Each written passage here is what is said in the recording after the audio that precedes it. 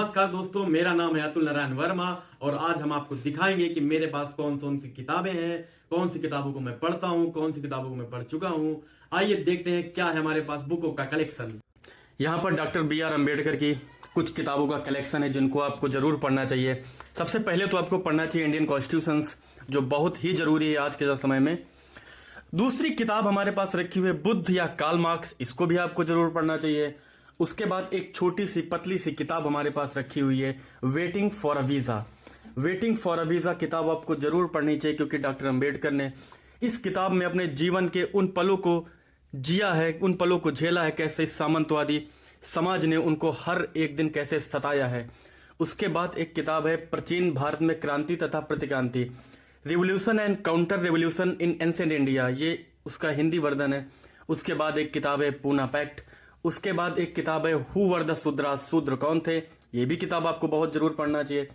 उसके बाद एक किताब है अछूत कौन थे, द अनटचेबल्स, ये किताब भी आपको जरूर पढ़ना चाहिए। उसके बाद डॉक्टर अम्बेडकर की एक ऑटोबायोग्राफी है, इसको क्रिस्तोफ जफ्रोलो ने लिखा है, ये किताब भी आपको जरूर पढ़ना चाहिए।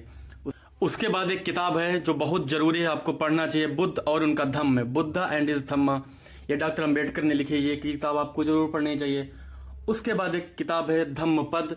उसके बाद द प्रॉब्लम ऑफ रूपी, रुपये की समस्या, और भी बहुत सारी किताबें डॉक्टर अम्बेडकर की हैं जो आपको जरूर पढ़नी चाहिए।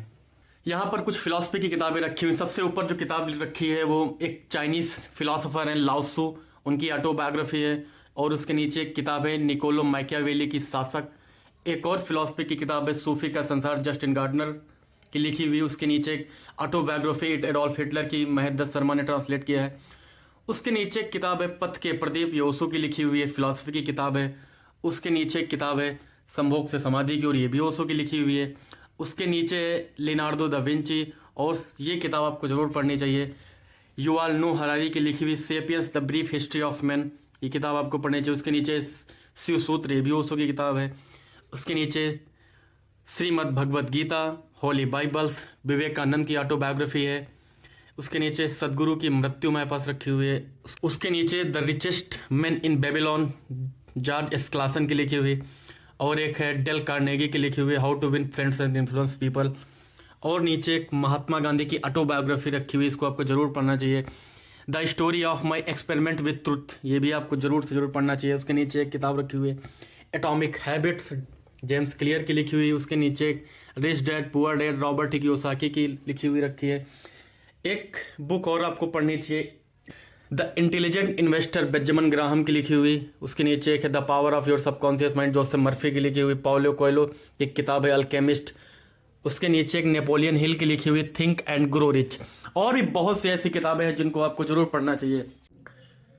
तो दोस्तों, ये था हमारे पास किताबों का कलेक्शन, आपको भी ऐसी किताबें रखना चाहिए।